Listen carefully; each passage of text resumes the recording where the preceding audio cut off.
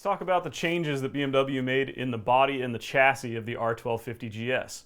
BMW claims they've spent more time in the wind tunnel, so hopefully they've improved the airflow over the rider while you're going down the highway. I'm not a very big guy. I personally thought that the previous bike was really good riding down the highway. Hopefully this one's even better as far as air management is concerned. The wheelbase of the R1250GS has been increased 18 millimeters from the wheelbase of the R1200GS. This is something that BMW didn't really call out in their press release, but I noticed it going through the specifications of the bike. I'm not really sure what to think about that. One of my favorite things about the R1200GS was how short and how nimble it was at low speeds. I think an 18 millimeter increase, which is a little less than an inch, probably isn't going to make a huge difference there, but maybe it'll increase a little bit of the bike's stability when you're riding on loose terrain, off-road, or even going down the highway. That'll be interesting to see once we get our chance to ride one.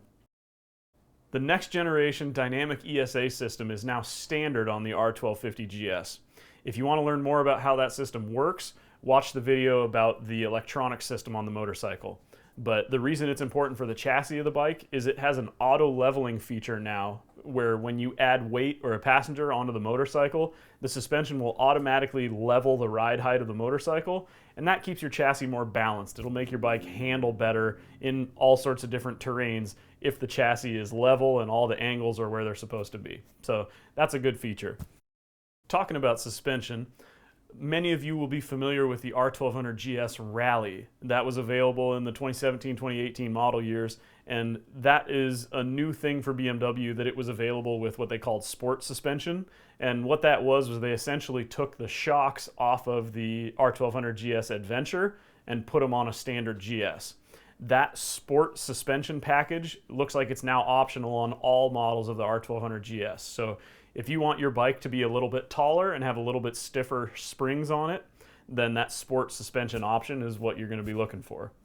The R1250GS looks like it's gained about 23 pounds according to BMW's paperwork. That's kind of a big number, but considering the increase in horsepower and torque, my guess is you won't really notice the weight until the thing's on its side and you're trying to pick it up again. The fuel capacity has not changed on the motorcycle.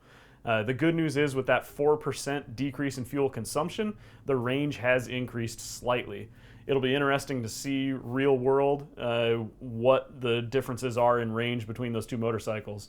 I'm sure as soon as we get our hands on a bike, we're going to go do a comparison test between the previous generation and the current one, so we'll be sure to report back on that.